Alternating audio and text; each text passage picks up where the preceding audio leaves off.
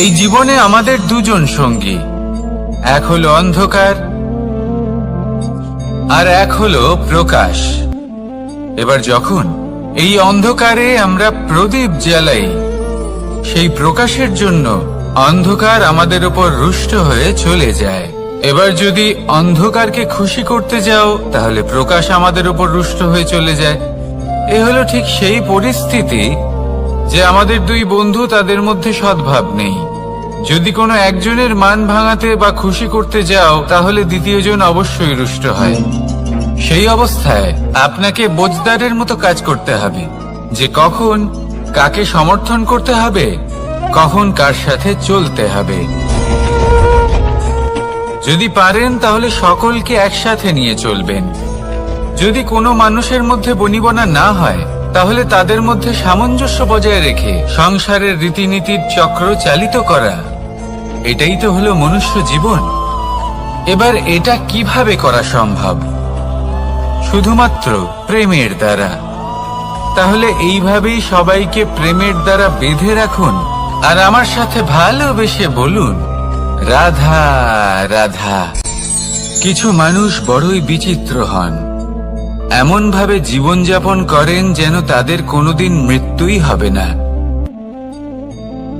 নিজেদের অহংকারের বশে একটা কথা ভুলে যান, যে যতই তারা নিঃশ্বাস নিচ্ছেন, যতই তারা জীবনযাপন করছেন, ততই তারা মৃত্যুর দিকে এগিয়ে চলেছেন। কারণ আমাদের এই জীবন তার নিঃশ্বাসের উপর নির্ভরশীল। নিঃশ্বাস চলছে মানে জীবন চলছে। নিঃশ্বাস যদি থেমে যায়, তাহলে জীবনও থেমে যাবে। আমাদের জীবনের প্রদীপ যে কোনো মুহূর্তে নিভে যেতে পারে, আর কত সময় বাকি রয়েছে সেই বিষয়ে আমাদের কোনো ধারণাই নেই।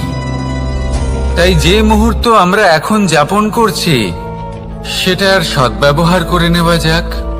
কোনো শুভ কর্ম করে নেওয়া যাক, এমন কোনো কর্ম যার দ্বারা আমাদের ব্যক্তিত্বতে এমন এক চমক আসে যে আমাদের মৃত্যুর পরেও এই সংসার আমাদের চিরস্মরণীয় করে। কারণ একটা কথা ঠিক, মৃত্যু হলো একটা অটল সত্য। তাকে মেনে নিতেই হবে, স্মরণীয় করে রাখতেই হবে। যে সময় আছে তার সদ্ব্যবহার করুন, আর আমার সাথে ভালোবেসে বলুন, রাধা রাধা। আর এর সব থেকে গুরুত্বপূর্ণ তত্ত্ব কোনটা? প্রথম হলো সময়। জন্ম থেকে মৃত্যু পর্যন্ত এই যে সময়, এটাই তো হলো জীবন। দ্বিতীয় হলো জীবন, যাতে আমরা সময়ের সদ্ব্যবহার করি, শ্রেষ্ঠ থেকে শ্রেষ্ঠতর কাজ করার চেষ্টা করি। বহু বছরের এই পরম্পরা, এই সংস্কৃতিকে এগিয়ে নিয়ে যাওয়ার চেষ্টা করি। এই সংসারে আমরা অংশগ্রহণ করতে চেষ্টা করি। তৃতীয় হলো ধন, সেই ধন যা প্রত্যেক ব্যক্তি অর্জন করতে চেষ্টা করেন। এবার এই তিনটি তত্ত্বের মধ্যে একটা সামঞ্জস্য আছে, সমান ব্যাপার আছে। সে ধনই হোক বা সময় হোক বা হোক জীবন। আর সেই সমান ব্যাপার হলো যে যদি আপনি এটা গণনা করতে থাকেন, তাহলে তা কমতে থাকে। যদি আপনি এটা ব্যবহার করেন, তাহলে তা বাড়তে থাকে। একে সংগঠিত করে রাখতে চেষ্টা করলে এ হাত থেকে ফসকে যায়। কিন্তু যদি আপনি একে সামলে রাখতে শিখে যান, তাহলে এমন কাজ করবেন যাতে সংসারের সাথে সাথে পরবর্তী প্রজন্ম লাভবান হবে। যদি কিছু শিখতে চান, তাহলে সামলাতে শিখুন, গণনা করা বা সংগঠিত করা নয়। আসুন আর আমার সাথে ভালোবেসে বলুন, রাধা রাধা। মানুষের এই জীবন, মানুষ জন্ম নেয়, একটা নির্দিষ্ট সময়ের পরে এই সংসার ত্যাগ করে চলেও যায়। এবার শুধু এটাই আবশ্যক নয় যে এই জীবনকালকে আপনি যাপন করবেন, শুধু এটাই গুরুত্বপূর্ণ নয়। আবশ্যক এবং গুরুত্বপূর্ণ হলো এটা যে এই জীবনকালে আপনি এমন কিছু করেন যাতে এই সংসারের মঙ্গল হয়, যাতে এই সংসার আপনাকে মনে রাখে, আপনার থেকে প্রেরিত হয়, আপনার মতো হতে চায়। প্রত্যেক বছর আপনার জন্মতিথির অপেক্ষা করে, এমন ভাবে আপনার জন্মদিন পালন করে যাতে সেটা মহোৎসবের আকার ধারণ করে। এবার এই জন্মদিন এমনি এমনি মহোৎসবে পরিণত হয় না। তখন হয় না যখন কোনো ব্যক্তি রাজার রূপে বা কোনো গোয়ালার রূপে জন্মগ্রহণ করে। তখন পরিণত হয় যখন একজন মানুষ জন্মগ্রহণের পরে এই সংসারকে কোনো শিক্ষা দিয়ে যান। কিভাবে একজন মানুষ গোয়ালা থেকে রাজা হতে পারে, কিভাবে একজন মানুষ অসত্য থেকে সত্যের পথে চলতে শুরু করেন, অধর্ম থেকে ধর্মের পথে চালিত হতে পারেন, কিভাবে অন্ধকার থেকে প্রকাশের দিকে যেতে পারেন, কিভাবে নিজের আত্মাকে পরমাত্মার সাথে মিলিত করতে পারেন। তা সে রামনবমী হোক বা জন্মাষ্টমী হোক, তাদের জীবনের সাথে জড়িত প্রত্যেক মুহূর্ত একটা পরবের আকার ধারণ করে। তাহলে আপনিও এইভাবে নিজের জীবন যাপন করতে থাকুন। এই সংসারে শুধু ভালোবাসা বিতরণ করুন, কিছুটা এমন ভাবে বিতরণ করুন যাতে আপনি এই সংসার থেকে চলে যাওয়ার পরেও এই সংসারে আপনি শুধুই ভালোবাসা বিতরণ করতে পারেন। যদি আপনি এরকম করেন, সংসারকে প্রেরণা দেন, তাহলে আপনার জীবনও রাধা কৃষ্ণের প্রেমের মতোই অলৌকিক এবং দৈব হয়ে উঠবে। আসুন আর আমার সাথে ভালোবেসে বলুন, রাধা রাধা। এই সংসারের সব থেকে বড় সুখ কি? কেউ বলবেন নিজের লক্ষ্য প্রাপ্ত করা, কেউ বলবেন ধন উপার্জন করা, কেউ বলবেন নিদ্রাই সব থেকে বড় সুখ, কেউ বলবেন রাজ্য লাভ করা, আবার কেউ বলবেন মাতার হাত থেকে খাবার খাওয়া, আদি ইত্যাদি। কিন্তু যদি সত্যি কথা বলি, এই সংসারের সব থেকে বড় সুখ হলো সেবা করা। কখনো কাউকে সেবা করে দেখুন। এই সেবা দ্বারা অন্য কোনো মানুষের আশীর্বাদ লাভ করাতেই সুখ রয়েছে। আপনার সেবা ভাব দ্বারা যখন কোনো মানুষ নিজের অন্তরাত্মা থেকে আপনাকে আশীর্বাদ করে, তার থেকে বড় সুখ আর কিছুই নেই। কারণ প্রত্যেক মানুষের মধ্যে ঈশ্বর বাস করেন। নরের সেবাই হলো নারায়ণের সেবা। নিষ্কাম সেবা করাই হলো সব থেকে বড় সুখ। তাই নিজের অন্তরে সেবার এই ভাব জাগ্রত করুন। যে সুখের কথা আমি বলছি, সেই সুখ অনুভব করেই দেখুন। এই মন সুপ্রসন্ন হয়ে বলবে, রাধা রাধা। আপনি এটা শুনে থাকবেন যে ছোট্ট একটা বালক, সে ঈশ্বরের প্রতিরূপ হয়। কিন্তু এমন কেন বলা হয় তা কি আপনি কখনো ভেবে দেখেছেন? আমি আপনাকে বলছি, কোন একটা ছোট্ট বালককে দেখুন, সে কি করে? সকলকে সমান চোখে দেখে। ওর মনে না কোনো ছলনা রয়েছে, না কোনো কপটতা, না অহংকার রয়েছে, আর না কোনো বিষয় নিয়ে কোনো চিন্তা। সকলকে সে সমান চোখে দেখে আর নিজের মধ্যেই প্রসন্ন থাকে, সকল বিকার থেকে মুক্ত। এগুলোই তো সেই গুণ, সেই বালকের মধ্যে, যা হলো ঈশ্বর স্বরূপ। এবার ভেবে দেখুন, যদি প্রত্যেকটা মানুষ এই ছোট বালকের মতো সেই সব গুণ নিজের মধ্যে জাগ্রত করে তোলে, তাহলে কি হবে?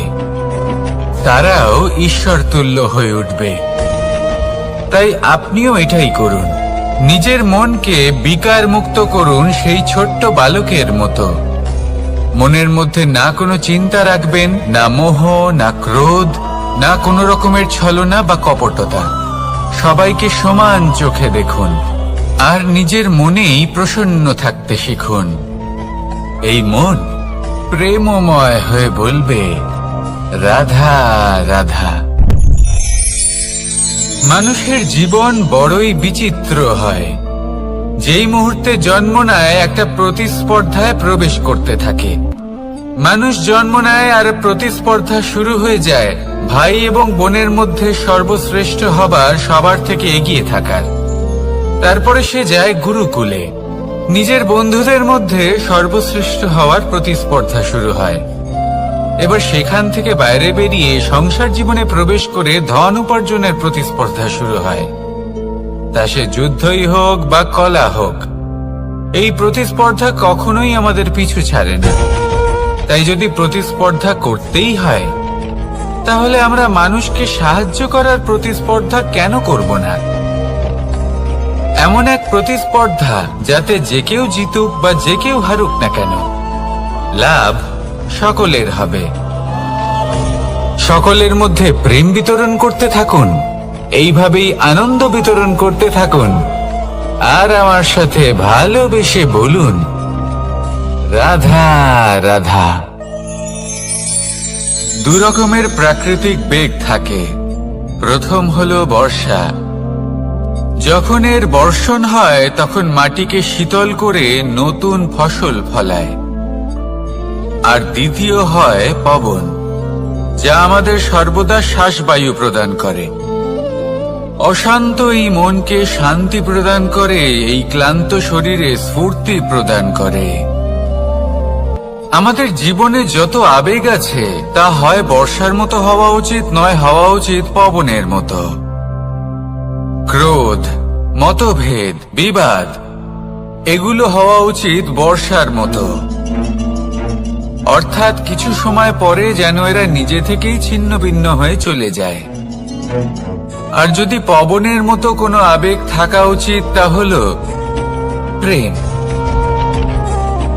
যা সর্বদা শ্বাসবায়ু প্রদান করে, সবসময় সাথে থাকে। একে আমরা অনুভব করতে পারি না, কিন্তু এ আমাদের অনুভব করার জন্য প্রাণবায়ু প্রদান করে। আর যখন চক্রবাতের মতো সে ভয়ঙ্কর হয়ে ওঠে, তখন সমগ্র সংসার বদলে দেয়। এর সারমর্ম একটাই, শক্তি। মতভেদ, ক্রোধ, বিবাদের মধ্যে নেই। শক্তি যদি থাকে, তা আছে প্রেমের মধ্যে। তাই এই প্রেমকে মনের মধ্যে রাখুন আর আমার সাথে বলুন, রাধা রাধা। প্রত্যেকটা মানুষ আলাদা হয় আর অত্যন্ত বিশেষ হয়। প্রত্যেক মানুষ ভিন্ন ভিন্ন পরিবেশে পালিত হয়, বড় হয়। প্রত্যেকের নিজস্ব চিন্তা ভাবনা থাকে, নিজস্ব বিচারধারা থাকে। যখন অনেক ভিন্ন বিচারধারা একত্রিত হয়ে যায়, তখন শুরু হয় বিবাদ। এবার এই বিবাদের সময় আপনি দেখবেন, দুই ব্যক্তি যাদের মধ্যে এই বিবাদ হচ্ছে, সবসময় এটা প্রমাণ করতে চান যে তার সামনের ব্যক্তি এবং তার ভাবনা, তার বিচারধারা বা তার বক্তব্য হলো অনুচিত।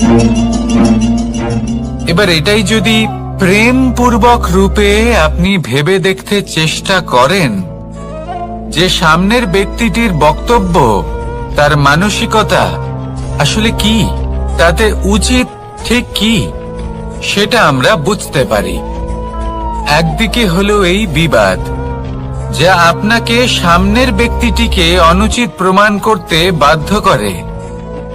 আর অন্যদিকে হলো প্রেম, যা সামনের ব্যক্তিটির যুক্তি বুঝতে সাহায্য করে, তাতে উচিত কি রয়েছে সেটা বুঝতে বাধ্য করে, তাকে মহান হয়ে ওঠার পথে অগ্রসর হতে বাধ্য করে। তাই এই বিবাদকে ত্যাগ করুন আর প্রেমকে আপন করে নিন, আর এই প্রেম ভাব নিয়ে বলুন, রাধা রাধা। এই সংসারে বড়ই বিচিত্র এক শব্দ আছে, মূল্য। এর প্রয়োগ আমরা জীবনেও করে থাকি, আবার ব্যবসাতেও করে থাকি। একজন উদ্যোগপতি সবসময় বলেন, ব্যবসার মূল্য সবসময় উচ্চমান হওয়া উচিত, তাতে লাভ বেশি। অন্যদিকে আরেকজন ব্যক্তি যিনি পরোপকারী, যিনি ঈশ্বরের দর্শনের অভিলাষী, তিনি বলেন জীবনের মূল্য সব থেকে উচ্চমান হওয়া উচিত। অনেক সময় মানুষ কি করে থাকেন, ব্যবসার এই মূল্য তা উচ্চতার শিখরে পৌঁছানোর লোভে জীবনের মূল্য নামিয়ে ফেলেন, যেখানে এই সমগ্র সংসার প্রেমের দ্বারা চালিত হয়। প্রেমই হলো এই সংসারের আধার। এবার যদি আপনি প্রেম করতে শিখে যান, তাহলে ব্যবসাতে নিশ্চিত রূপে লাভের সাথে সাথে কীর্তি এবং যশ লাভও করতে পারবেন। তা আমি নিশ্চিত রূপে বলতে পারি, কারণ ব্যবসাতে ওঠা নামা এসব চলতেই থাকে। জীবনকে আপনি যদি একবার উচ্চতায় নিয়ে যেতে পারেন, তাহলে তা কখনোই নামবে না। আসুন আর আমার সাথে ভালোবেসে বলুন, রাধা রাধা। যা বাধা দেয় তা হলো অবরোধ, যা এগিয়ে নিয়ে যায় তা হলো বিকাশ, আর যা ভাগ করে দেয় তা হলো গুণ। আপনি সবাইকে আনন্দ দিন, তার বদলে আপনিও আনন্দ পাবেন। আপনি সবার মধ্যে প্রেম ছড়ান, আপনিও তার বদলে প্রেমই পাবেন। এই দেখুন না, মেঘেদের দেখুন। এই যে মেঘ, এই মেঘের গুণ এইটা নয় যে এরা জল সংগ্রহ করে রাখে। এদের গুণ হলো এটাই যে এই মেঘ সকলের মধ্যে জল ভাগ করে দেয়। ধরিত্রীর এবং জগতের তৃষ্ণা নিবারণ হয়। সূর্য, সূর্যের গুণ এইটা নয় যে সে সব থেকে বেশি তেজস্বী। তার গুণ হলো এটাই যে সে নিজের তেজ সবার মধ্যে ভাগ করে দিতে পারে। ঠিক সেইভাবেই জীবনে আনন্দ, উল্লাস, প্রেম এই সব কিছুই ভাগ করে নিতে শিখুন। এটাই হলো একটা গুণ, আর তার বদলে আপনি দ্বিগুণ আনন্দ, দ্বিগুণ উল্লাস, দ্বিগুণ প্রেম অবশ্যই পাবেন।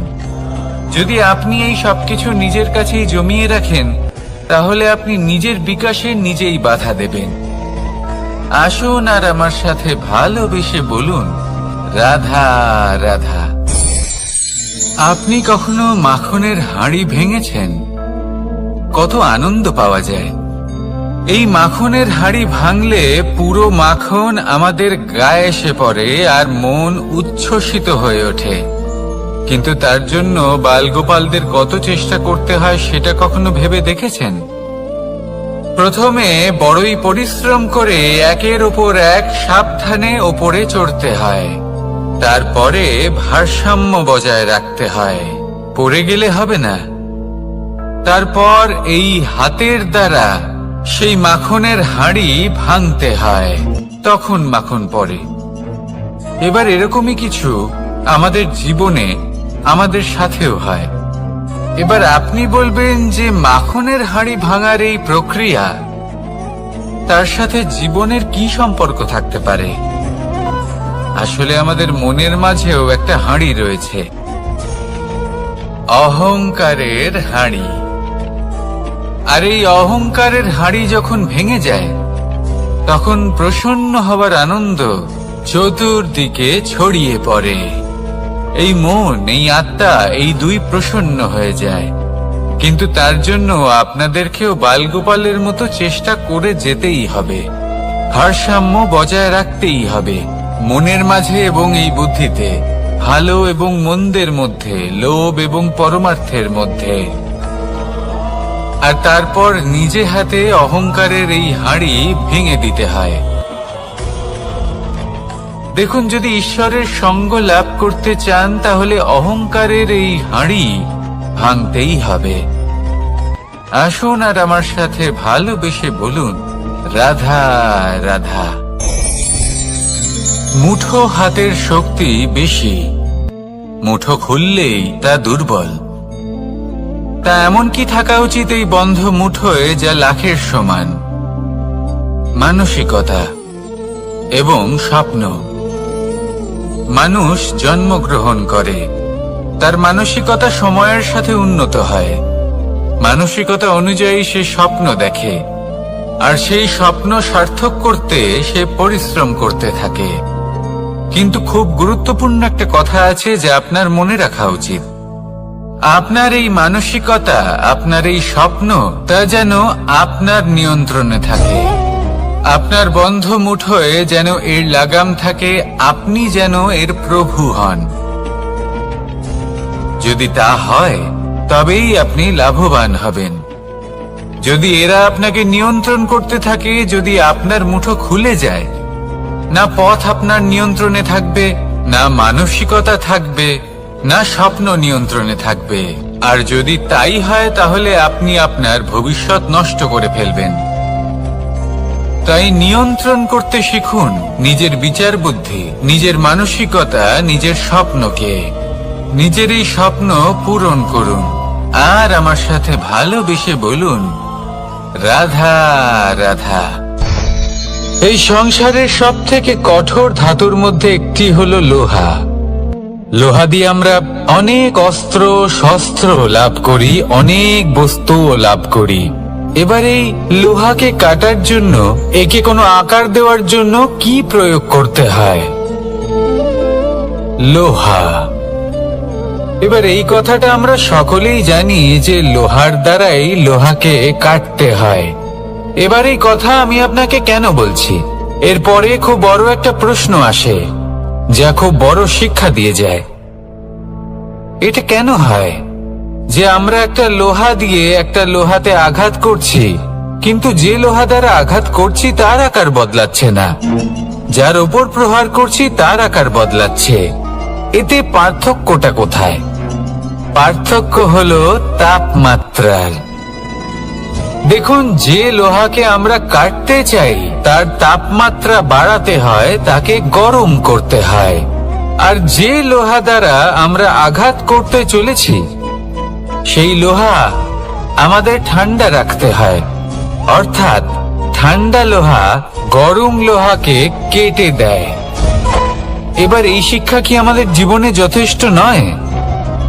আমাদের জীবনে অনেক সমস্যা আসতে পারে, কিন্তু আমাদের এই বিষয়ে বিশেষ খেয়াল রাখতে হবে যে আমাদের মনকে আমরা যেন ঠান্ডা রাখি, এই মস্তিষ্ককে শান্ত রাখতে হবে।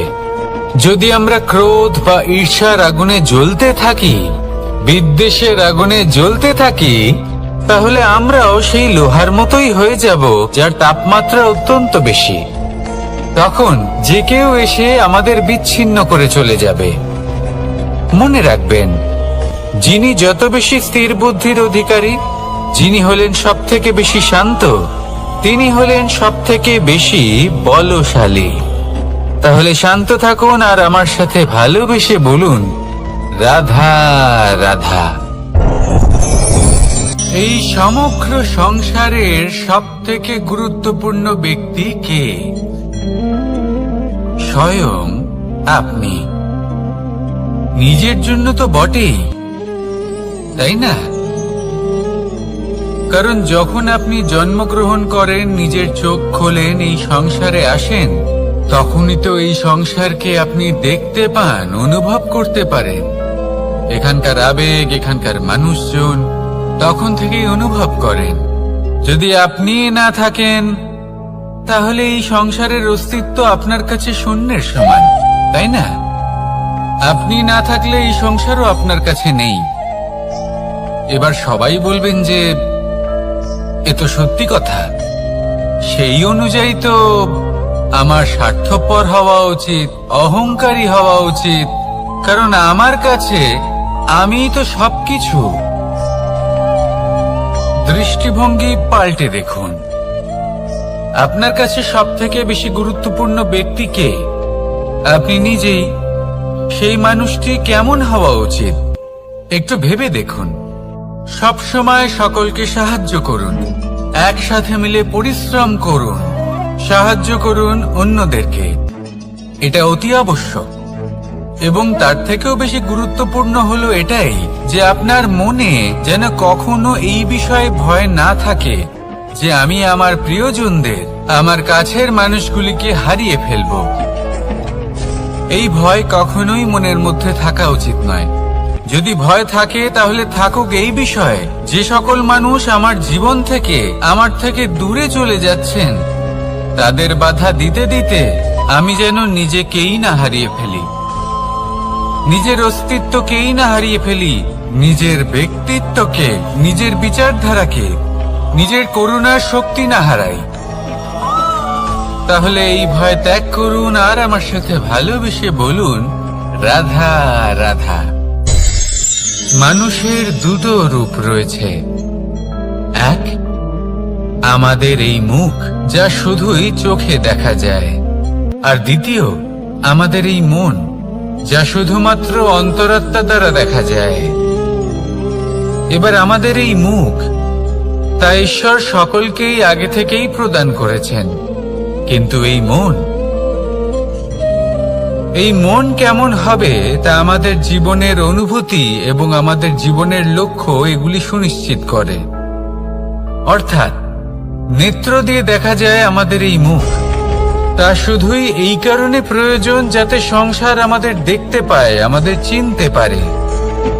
কিন্তু যদি এই সংসারে আপনি প্রকৃত অর্থে মান সম্মান লাভ করতে চান, তাহলে নিজের অন্তরাত্মাকে আপনাকে বিকশিত করতেই হবে।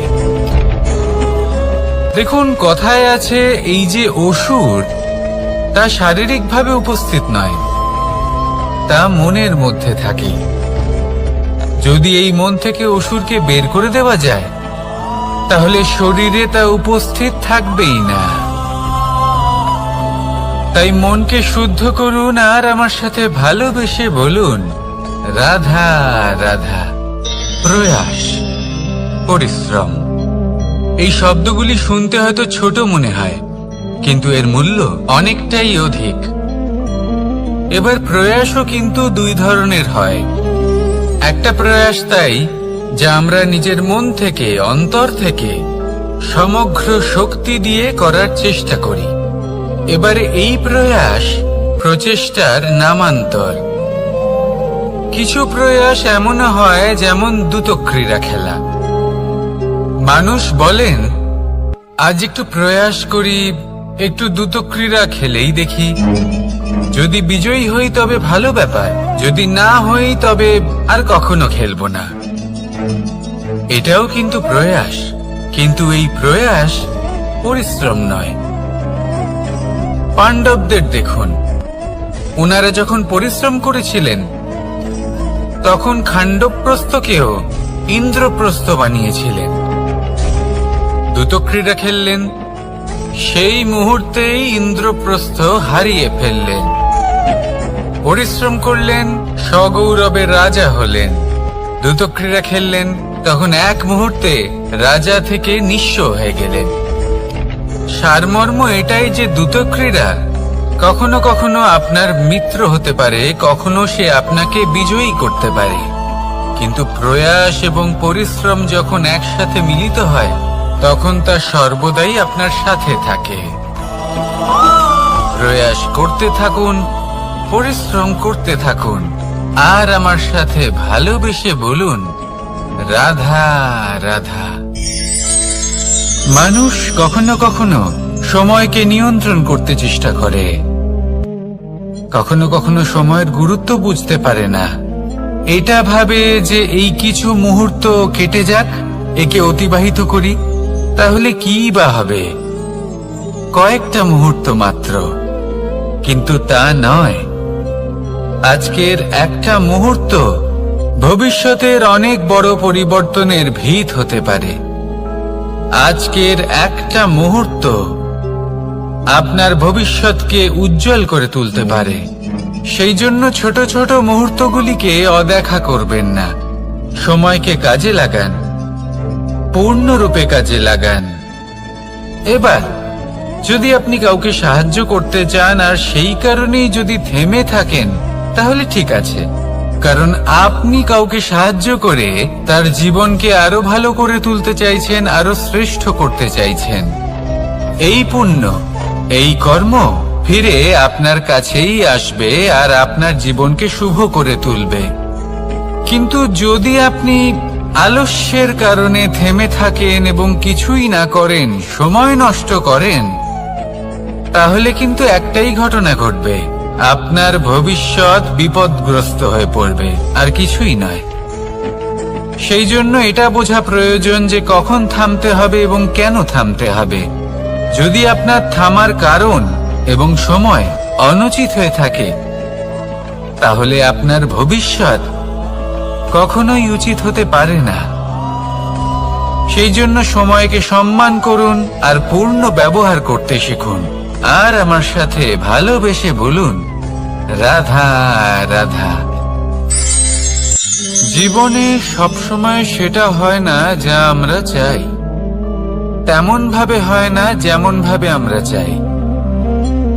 এবার তাতে আমরা দুঃখ পাই, নিরাশ হয়ে পড়ি, ভাগ্যকে দোষ দিই অথবা অন্য কাউকে বা নিজেকে। কিন্তু সত্যটা কি সেটা আমাদের জানতে হবে। এই সংসার নির্মিত হয়েছে পাহাড় দ্বারা এবং পাথর দ্বারা, তাই প্রত্যেক স্থানে ছোট ছোট ছোট ছোট নুড়ি পাথর তো অবশ্যই থাকবে। এগুলো এড়িয়ে যাওয়া সম্ভব নয়, আর এই কথাটা আমরা সকলে জানি। এবার এইভাবেই আমাদের জীবনে নানান রকমের সমস্যা লেগেই থাকে। এর হাত থেকে কোনোভাবেই নিস্তার পাওয়া সম্ভব নয়। একটা সমস্যা এড়াতে যান, দ্বিতীয় চলে আসবে, দ্বিতীয় সমস্যা এড়াতে যান, তৃতীয় চলে আসবে। কিন্তু সমস্যা জীবনে থাকবেই, আর আপনাকে সাহায্য করার জন্যই থাকবে কোনো না কোনো রূপে। আপনার চারপাশে পাথর আছে, এটা আপনার উপর নির্ভরশীল আপনি কি করবেন, কোন পথে অগ্রসর হবেন এবং কিভাবে অগ্রসর হবেন। এবার দেখুন, এটা তো সবসময় সম্ভব নয় যে আপনার পদতলে ফুলের চাদর থাকবে, এটা তো অসম্ভব। সেই জন্য উচিত এটাই হবে যে আপনি পাদুকা পরিধান করে জীবনে অগ্রসর হন। এর সারমর্ম এটাই, যখনই জীবনে সমস্যা আসবে দৃঢ় হয়ে সম্মুখীন হন এবং এটা বোঝার চেষ্টা করুন যে এই সমস্যা জীবনে কেন এলো, কি শিক্ষা দিয়ে গেল। আপনার মধ্যে দোষ অবশ্যই থাকবে, তাকে গুণে পরিবর্তিত করুন। এই জীবন আরো বেশি সহজ সরল হবে এবং প্রসন্ন হয়ে বলবে, রাধা রাধা। অনেক মানুষ আমাকে এসে বলেন যে কানাই, তোমার কথাগুলি তো আর কি বা বলি, তোমার কথা কি থেকে কি করে ফেলতে পারে, অসম্ভবকে সম্ভব করে ফেলতে পারে। এত শক্তি তোমার কথাতেই রয়েছে, তো অন্য কিছু করার কোনো প্রয়োজনই কোথায়? এবার ওনারা এই কথাটা বুঝতে পারেন না যে জ্ঞান শুধুমাত্র শব্দের সমন্বয় মাত্র। কিন্তু এর অর্থ কি সেটা জানার জন্য অনুভব করা প্রয়োজনীয়, সেই পথে চলা প্রয়োজনীয়। এই অভিজ্ঞতাই আপনাকে অর্থ বুঝিয়ে দেবে। ঠিক যেমন তুমি কর্ম করতে থাকো, ফলের চিন্তা করো না, এটা শুধুই শব্দ। এর সারমর্মটা কি, এর অর্থ কি সেটা বোঝার জন্য সেই পথে আপনাকে অগ্রসর হতেই হবে, সেটা যাপন করতে হবে, কর্ম করতে হবে নিরন্তর। এটা ভাবলে হবে না যে আমি কি আমার কর্মের ফল আদৌ পাবো কিনা, তবেই আপনি এই কথার অর্থ বুঝতে পারবেন। কখনো ভেবে দেখবেন, আমাদের বাড়িতে যারা জ্যেষ্ঠ আছেন, বড় আছেন, আমরা তাদের পুজো করি, তাদের সেবা করি, আমরা তাদের চরণ স্পর্শ করি। কেন? কারণ ওনাদের কাছে আমাদের থেকে অনেক বেশি জীবনের অভিজ্ঞতা থাকে। জীবনে শুধুমাত্র জ্ঞান শোনাটা প্রয়োজনীয় নয়, তা বুঝতে পারা প্রয়োজনীয়। তা যদি যাপন করেন তবেই অভিজ্ঞতা হবে, তবেই প্রকৃত অর্থ বুঝতে পারবেন। তাহলে জ্ঞান শুধু শুনবেন না, বুঝুন, তাকে আচরণে আনুন এবং আমার সাথে ভালোবেসে বলুন, রাধা রাধা। এই সংসারের সব থেকে গুরুত্বপূর্ণ তত্ত্ব কোনটা? প্রথম হলো সময়। জন্ম থেকে মৃত্যু পর্যন্ত এই যে সময়, এটাই তো হলো জীবন। দ্বিতীয় হলো জীবন, যাতে আমরা সময়ের সদ্ব্যবহার করি, শ্রেষ্ঠ থেকে শ্রেষ্ঠতর কাজ করার চেষ্টা করি। বহু বছরের এই পরম্পরা, এই সংস্কৃতিকে এগিয়ে নিয়ে যাওয়ার চেষ্টা করি। এই সংসারে আমরা অংশগ্রহণ করতে চেষ্টা করি। তৃতীয় হলো ধন, সেই ধন যা প্রত্যেক ব্যক্তি অর্জন করতে চেষ্টা করেন। এবার এই তিনটি তত্ত্বের মধ্যে একটা সামঞ্জস্য আছে, সমান ব্যাপার আছে। সে ধনই হোক বা সময় হোক বা হোক জীবন। আর সেই সমান ব্যাপার হলো যে যদি আপনি এটা গণনা করতে থাকেন তাহলে তা কমতে থাকে, যদি আপনি এটা ব্যবহার করেন তাহলে তা বাড়তে থাকে।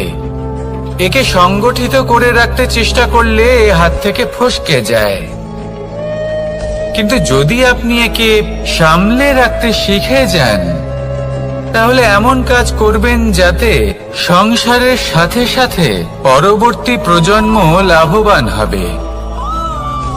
যদি কিছু শিখতে চান তাহলে সামলাতে শিখুন, গণনা করা বা সংগঠিত করা নয়। আসুন আর আমার সাথে ভালোবেসে বলুন, রাধা রাধা। এই জীবনে আমাদের দুজন সঙ্গী, এক হলো অন্ধকার আর এক হলো প্রকাশ। এবার যখন এই অন্ধকারে আমরা প্রদীপ জ্বালাই, সেই প্রকাশের জন্য অন্ধকার আমাদের উপর রুষ্ট হয়ে চলে যায়। এবার যদি অন্ধকারকে খুশি করতে যাও তাহলে প্রকাশ আমাদের উপর রুষ্ট হয়ে চলে যায়। এ হলো ঠিক সেই পরিস্থিতি যে আমাদের দুই বন্ধু, তাদের মধ্যে সদ্ভাব নেই। যদি কোনো একজনের মান ভাঙাতে বা খুশি করতে যাও তাহলে দ্বিতীয়জন অবশ্যই রুষ্ট হয়। সেই অবস্থায় আপনাকে বোঝদারের মতো কাজ করতে হবে যে কখন কাকে সমর্থন করতে হবে, কখন কার সাথে চলতে হবে। যদি পারেন তাহলে সকলকে একসাথে নিয়ে চলবেন। যদি কোনো মানুষের মধ্যে বনিবনা না হয় তাহলে তাদের মধ্যে সামঞ্জস্য বজায় রেখে সংসারের রীতিনীতির চক্র চালিত করা, এটাই তো হলো মনুষ্য জীবন। এবার এটা কিভাবে করা সম্ভব? শুধুমাত্র প্রেমের দ্বারা। তাহলে এইভাবেই সবাইকে প্রেমের দ্বারা বেঁধে রাখুন আর আমার সাথে ভালোবেসে বলুন, রাধা রাধা। কিছু মানুষ বড়ই বিচিত্র হন, এমন ভাবে জীবনযাপন করেন যেন তাদের কোনোদিন মৃত্যুই হবে না। নিজেদের অহংকারের বশে একটা কথা ভুলে যান যে যতই তারা নিঃশ্বাস নিচ্ছেন, যতই তারা জীবনযাপন করছেন, ততই তারা মৃত্যুর দিকে এগিয়ে চলেছেন। কারণ আমাদের এই জীবন তার নিঃশ্বাসের ওপর নির্ভরশীল। নিঃশ্বাস চলছে মানে জীবন চলছে। নিঃশ্বাস যদি থেমে যায় তাহলে জীবনও থেমে যাবে। আমাদের জীবনের প্রদীপ যে কোনো মুহূর্তে নিভে যেতে পারে, আর কত সময় বাকি রয়েছে সেই বিষয়ে আমাদের কোনো ধারণাই নেই। তাই যে মুহূর্ত আমরা এখন যাপন করছি সেটার সদ্ব্যবহার করে নেওয়া যাক, কোনো শুভ কর্ম করে নেওয়া যাক, এমন কোনো কর্ম যার দ্বারা আমাদের ব্যক্তিত্বতে এমন এক চমক আসে যে আমাদের মৃত্যুর পরেও এই সংসার আমাদের চিরস্মরণীয় করে। কারণ একটা কথা ঠিক, মৃত্যু হলো একটা অটল সত্য, তাকে মেনে নিতেই হবে, স্মরণীয় করে রাখতেই হবে। যে সময় আছে তার সদ্ব্যবহার করুন আর আমার সাথে ভালোবেসে বলুন, রাধা রাধা। এই সংসারের সব থেকে বড় সুখ কি? কেউ বলবেন নিজের লক্ষ্য প্রাপ্ত করা, কেউ বলবেন ধন উপার্জন করা, কেউ বলবেন নিদ্রাই সব থেকে বড় সুখ, কেউ বলবেন রাজ্য লাভ করা, আবার কেউ বলবেন মাতার হাত থেকে খাবার খাওয়া, আদি ইত্যাদি। কিন্তু যদি সত্যি কথা বলি, এই সংসারের সব থেকে বড় সুখ হলো সেবা করা। কখনো কাউকে সেবা করে দেখুন, এই সেবা দ্বারা অন্য কোনো মানুষের আশীর্বাদ লাভ করাতেই সুখ রয়েছে। আপনার সেবা ভাব দ্বারা যখন কোনো মানুষ নিজের অন্তরাত্মা থেকে আপনাকে আশীর্বাদ করে, তার থেকে বড় সুখ আর কিছুই নেই। কারণ প্রত্যেক মানুষের মধ্যে ঈশ্বর বাস করেন। নরের সেবাই হলো নারায়ণের সেবা। নিষ্কাম সেবা করাই হলো সব থেকে বড় সুখ। তাই নিজের অন্তরে সেবার এই ভাব জাগ্রত করুন। যে সুখের কথা আমি বলছি, সেই সুখ অনুভব করেই দেখুন। এই মন সুপ্রসন্ন হয়ে বলবে, রাধা রাধা।